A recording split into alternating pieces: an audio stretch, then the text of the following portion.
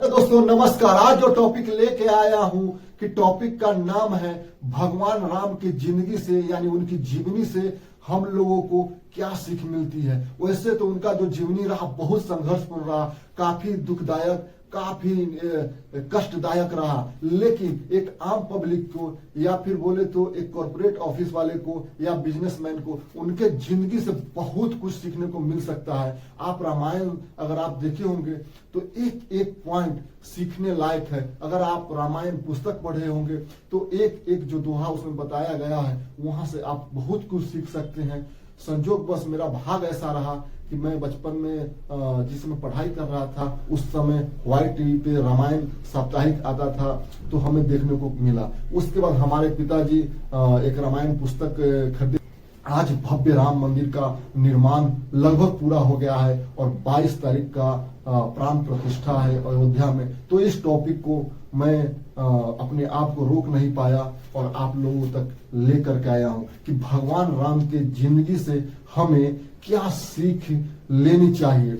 ऐसे आप बहुत कुछ सीख ले सकते हैं, लेकिन मेरे द्वारा जो 5 टॉपिक 5 महत्वपूर्ण बातें मैं जो आप लोगों के लिए लेके आया हूं, शायद अगर आप वीडियो में आए हैं तो आप वीडियो में अंत तक बने रहिएगा। एक एक पॉइंट बहुत ही लाभदायक है। एक कॉर्पोरेट ऑफिस में अगर आप काम करते हैं तो बहुत ही आप भगवान राम की जीवनी से सीख सकते हैं, या फिर आप एक बिजनेसमैन हैं तो भी आप बहुत कुछ सीख सकते हैं।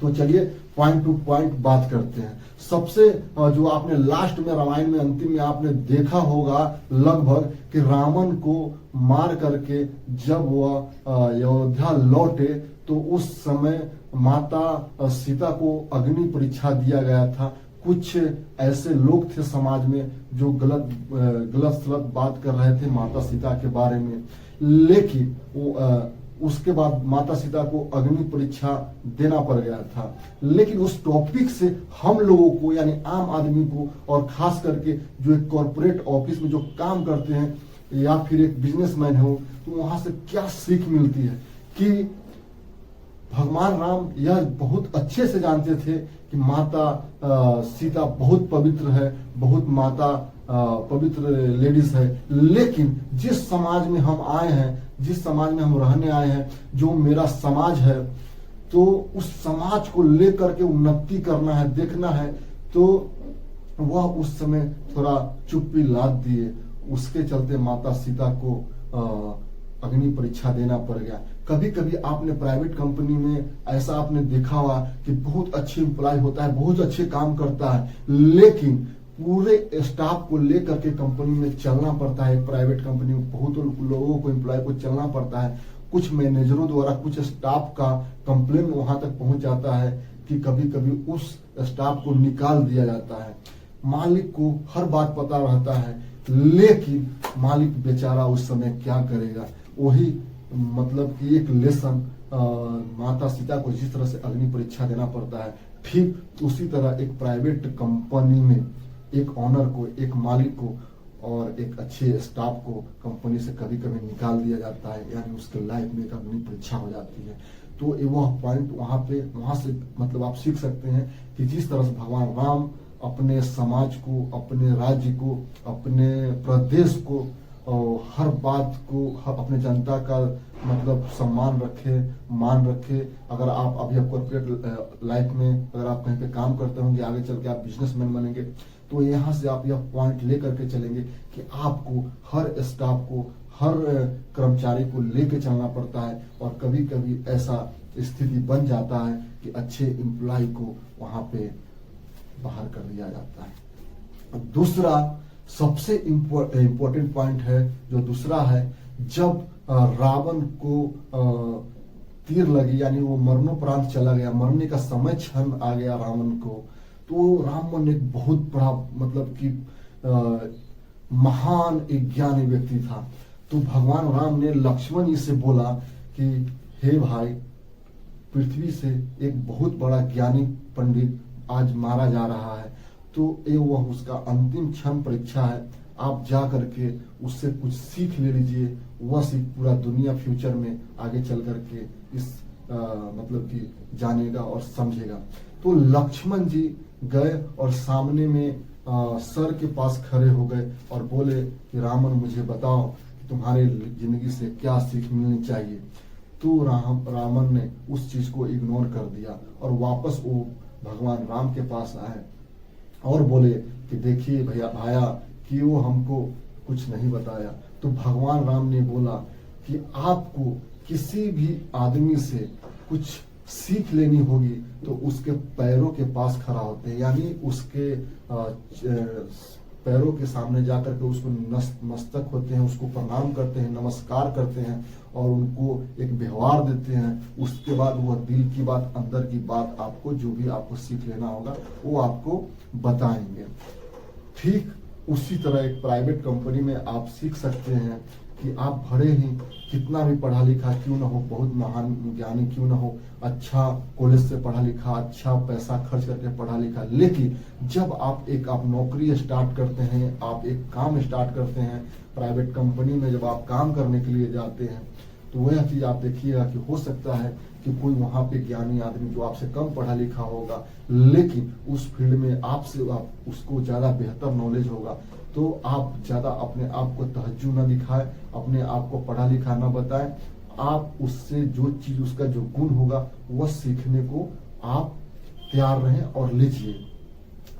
तो उसके बाद लक्ष्मण को रावण के द्वारा जो बताया गया, जो 3 मुख्य इंपॉर्टेंट बातें थी, जो सबसे मुख्य इंपॉर्टेंट बातें बताई थी कि जो आप शुभ काम जो आप सोचते हैं उसको आप जितना जल्दी हो सके उस काम को आप कर लीजिए और अशुभ काम जो जितना आपको टालना होगा उतना टाल दीजिए। हम अपने लाइफ में हमेशा पहले अशुभ कार्यों को तहज्जुद दिया और शुभ कार्यों को मतलब कि बाद में करने का सोचा। जैसे मैंने जो शुभ कार्य करने के लिए जो सोचा था कि मैं स्वर्ग में सीधे सीढ़ी लगा दूंगा, यानी हमारा जो आदमी होगा, जो हमारा सेना होगा, जो मतलब सीधे वो स्वर्ग में जाएगा सीढ़ी चढ़ करके।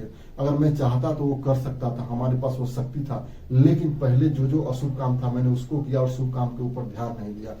मैंने यह सोचा था कि गंगा में पानी की जगह पे दूध बहाऊंगा, वो भी हमारा वह मतलब कि मैं चाहता तो कर सकता था, लेकिन शुभ काम में मैंने देरी कर दी और आज मैं मरने उपरांत हूँ और मेरी प्राण जा रहा है। दूसरी जो इम्पोर्टेंट बात बताई थी कि उन्होंने बताया था कि आप अपने दुश्मन को कभी भी कमजोर ना समझे। मैं भगवान राम का जो सेना था उसको मैं अपनी नजरों के सामने कमजोर समझा, जो कभी भी एक इंसान को ऐसा चीज लाइफ में नहीं समझना चाहिए।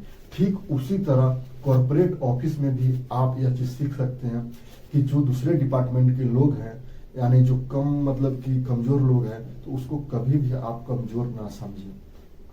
तीसरी बात जो सबसे इंपॉर्टेंट रहा हमारे लाइफ में, रावण ने लक्ष्मण जी को बताया कि कभी भी अपनी गुप्त बात है, भाई भी होगा उसको भी मत बताया करो, नहीं तो वह भेद किसी दुश्मन के सामने में खोल देगा। ठीक वैसा ही हुआ, हमारा भाई हमारा भेद जानता था कि हमारा जो प्राण है वो जो नाभि में बसता है, और भगवान राम को उसने बताया और आज मेरा वध हो रहा है और मैं मरने जा रहा हूँ। तो जिंदगी में कुछ ऐसा प्राइवेट बातें होगी आपके लाइफ में, तो जब भी कभी आप प्राइवेट कंपनी में काम करें, कहीं भी काम करें, तो जो गुप्त बातें होगी, जैसे कुछ आप सीख रहे होंगे, चाहे कुछ कर्ज में होंगे या फिर कुछ ऐसा एबिलिटी आप में होगा, तो आप वहां उजागर ना करें। जब समय होगा लोगों को खुद उजागर वो चीज हो जाएगा दूसरे के माध्यम से तो चलेगा, लेकिन आप उस चीज को गुप्त रखिए। तो एक बहुत बड़ा लेसन जो उस समय रावण द्वारा लक्ष्मण जी को दिया गया, वो बहुत ही एक कॉर्पोरेट लाइफ में आप आजमा करके आप देख करके आप सीख सकते हैं। उसके पहले फिर आते हैं कि जब भगवान राम का जब माता कैकेयी द्वारा उनके पिताजी को, दशरथ जी को यह आदेश दिया गया कि जो हमने आपसे जो 3 वर मांगा था, यानी उसमें सबसे इम्पोर्टेंट था कि भगवान राम को वनवास दिया जाए, वो भी 14 सालों का। अब बताइए, कल होने वाला था उनका राज तिलक, और जिस पुरुष का कल राज तिलक होने वाला सुबह उठ करके, और सुबह उठने के बाद पता चला कि हे राम आज तुमको वनवास जाना होगा, तो उस व्यक्ति पे क्या बीता होगा उस समय। भगवान राम के उस क्षण से हम लोग काफी कुछ सीख सकते हैं कि आज्ञाकारी बने। हम आज्ञाकारी कैसे बन सकते हैं, बॉस के सामने, डायरेक्टर के सामने, मैनेजमेंट के सामने, अपने कॉर्पोरेट लाइफ में हम आज्ञाकारी कैसे बन सकते हैं। और उनको भगवान राम द्वारा तुरंत ही बोला गया कि कोई बात नहीं, यह माता कैकेयी का जो आपसे कहा गया है, यह मैं खुशी खुशी इस चीज को ले रहा हूं और मैं जा रहा हूं वनवास के लिए। भगवान यह भी जानते थे कि जब तक मैं वनवास नहीं जाऊंगा तब तक रावण का वध नहीं होगा। खुशी खुशी आजमाए। उसी तरह आपको एक कॉर्पोरेट लाइफ में एक आज्ञाकारी एम्प्लॉय बनना होगा और ठीक उसके पहले आप आएंगे। यानी जो जनक जी द्वारा शादी समारोह रखा गया कि जो भी आकर के इस धनुष को तोड़ेगा उससे हम अपना पुत्री को शादी करवाएंगे। ठीक रास्ते से वो गुजर रहे थे तो जब उस समय माता सीता बाग में फूल तोड़ रहे थे अपने सहेलियों के साथ, उसी समय भगवान राम का उनके साथ आंखें चार हो गई थी, यानी प्यार हो गया था।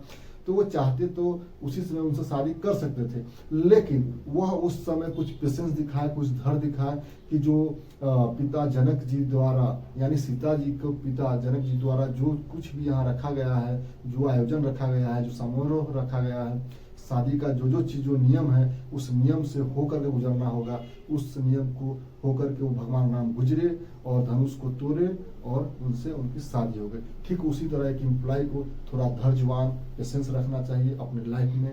वीडियो देखने के लिए बहुत बहुत धन्यवाद। नमस्कार।